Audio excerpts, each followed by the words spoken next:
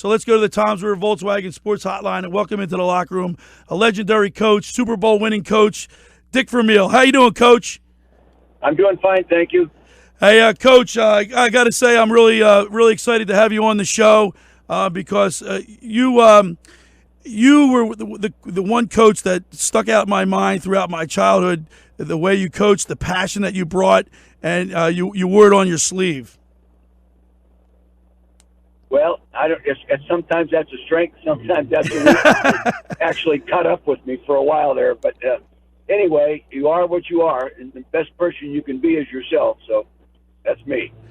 Coach, we're really excited about this weekend. I guess during this season for the Philadelphia Eagles has had a lot of ups and downs. I mean, we've run the gambit of emotion because coming off a Super Bowl win in the fashion that they did it, and then going through adversity this year to get into the playoffs at the last game of the season. That's been pretty emotional. Does that take a lot out of a team struggling to get in the way it is, or would you say they have the momentum on their side? I think it adds to the team. I think what they went through, the adversity, instead of dividing the team, it brought them together, and that's a great reflection of their leadership under Doug Pederson and his coaching staff, Jim Schwartz and those guys. They've just done a marvelous job. Probably the last 5 weeks did a better job of coaching than they did a year ago. They're not quite as good a football team, but boy, they've done a great job of coaching.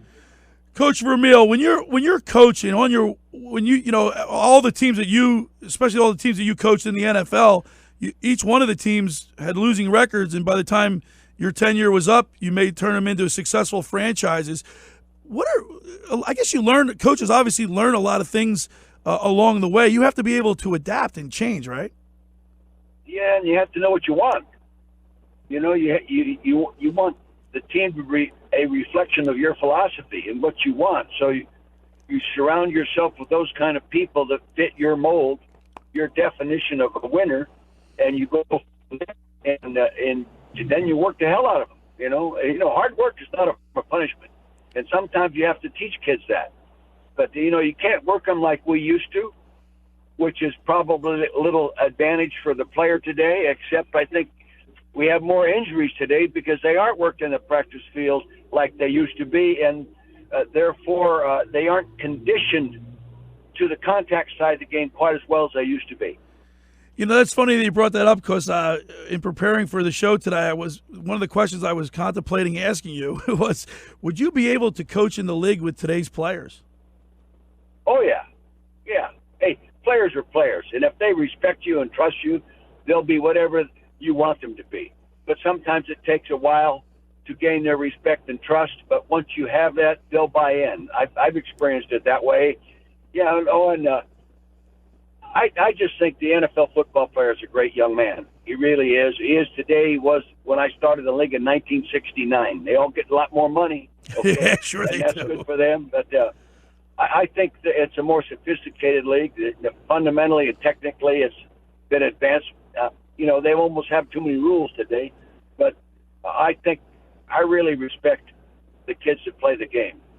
We're talking with legendary coach Dick Vermeil. Of course, you took the Eagles to the Super Bowl in 1980, and then you won the Super Bowl with the Rams in 2000. What's the most important aspect of becoming a successful coach in the NFL? What's the one key ingredient that a coach needs to be successful? Good players. Players win games, not coaches. Now, there have been a lot of coaches that screwed them up and didn't allow the team to become as good as they had the ability to be, and there's been coaches that have taken teams that weren't as very good and made them better than they were supposed to be. And I just think number one is players. Then number two is strong leadership from the head coach right on down. And not so much power, but control of the important decision-making things that it takes to build a football team. And I was very fortunate to work for three ownerships that allowed me to have control of the critical decisions and fight through the tough times because, like you say, every time most coaches take over losing teams. And a lot of guys take over losing teams and don't turn them into winning teams because the organization doesn't buy into a new approach They keep doing the same thing the same old way, and they keep getting the same old results. And there's look at Arizona fired a coach after one season. Yeah. My gosh. Yeah, ridiculous. So, Coach, during your tenure, you watched a lot of film. You broke down a lot of film. I know when you were in the Eagles organization, you spent a lot of time there, probably more than you wanted to. Do you still watch a lot of film? No, I just watch a lot of television. I don't have access. I don't miss games. And I watch them more as a fan. I watch Eagles more as a fan and a coach. But, no, I don't have access to the, now it's technology, it's computer, it's digital. Yeah. It's not film. It's not even tape anymore, So, Coach, of the three teams that you coached, which one are you rooting for this weekend? And I'll let you know. I don't think anybody's listening from Kansas City or L.A., so feel free to speak. Well, I'm rooting for all of them. When they get playing against you, I've got three teams that I coach that are in the playoffs, and I'm proud of that. And I believe, if it came down to rooting for one team, I'd be an Eagle. This is my hometown. That gave me the opportunity to be a head coach in 1976. My friends are here. Most of my family's here. I still work for Blue Cross. They're loyal to me. So I respect what Jeffrey Lurie has done, and I admire what Andy Reid did, and I have tremendous compassion for Doug Pederson and his coaching staff.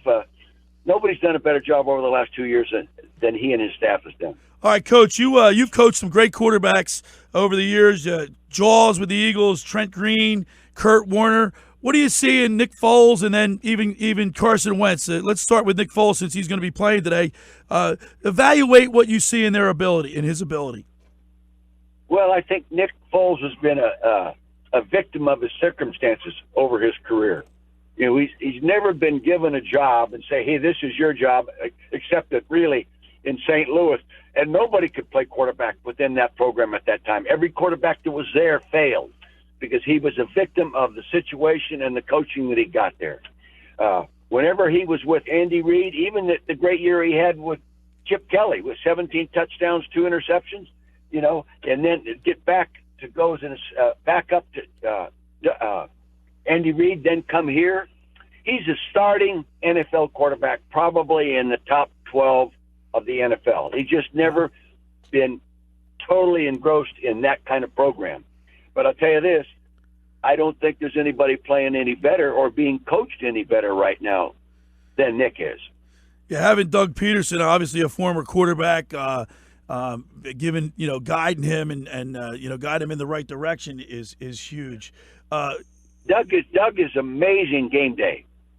His poise and his decision making and his in the last few games. In fact, I said the Houston game was a coaching masterpiece. Every NFL coach ought to watch that because they'd learn something from him. How they picked him apart was game planning, in detail, and then game day execution by the coach calling the plays. Just a marvelous, marvelous job.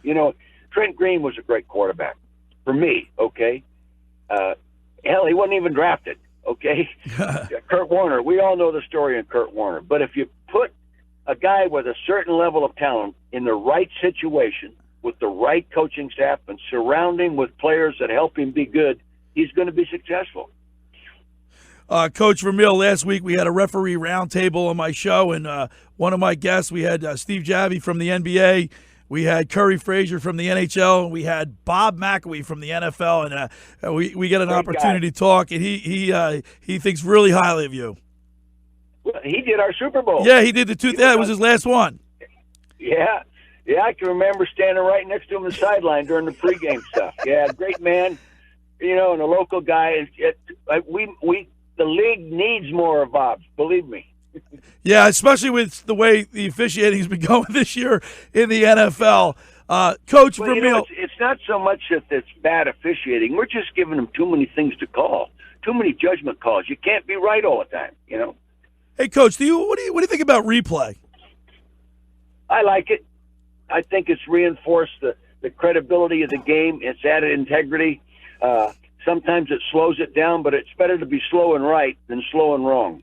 I agree with that. Absolutely. All right, Coach, I want to ask you, what do you think, if you can you break down the game for us a little bit real quickly? How do you see the Bears-Eagles game shaking out tomorrow at 4:40?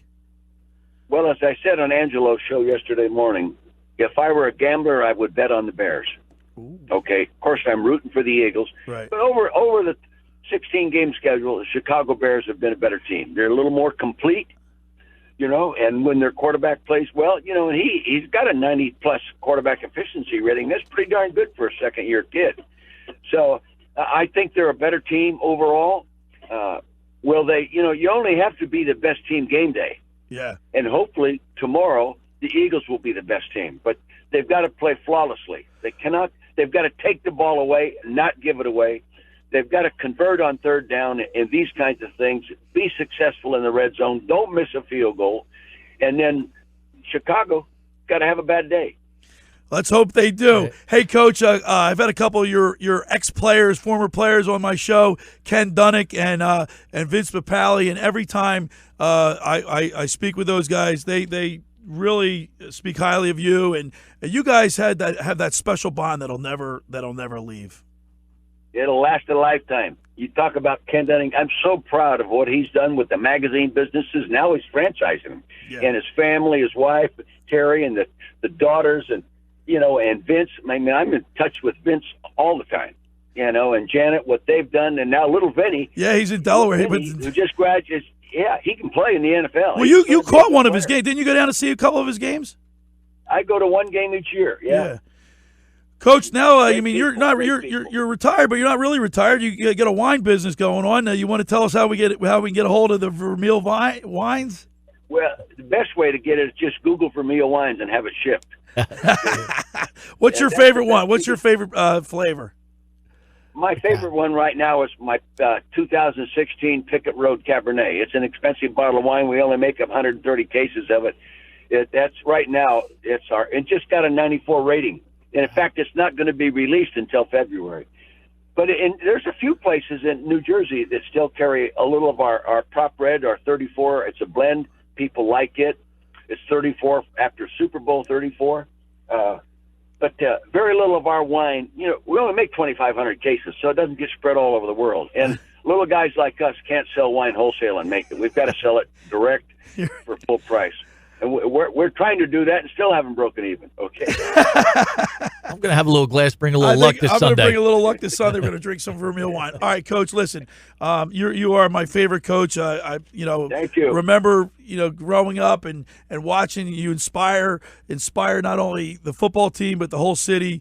And I want to thank you so much for being a guest on the show today. Great. Thank you.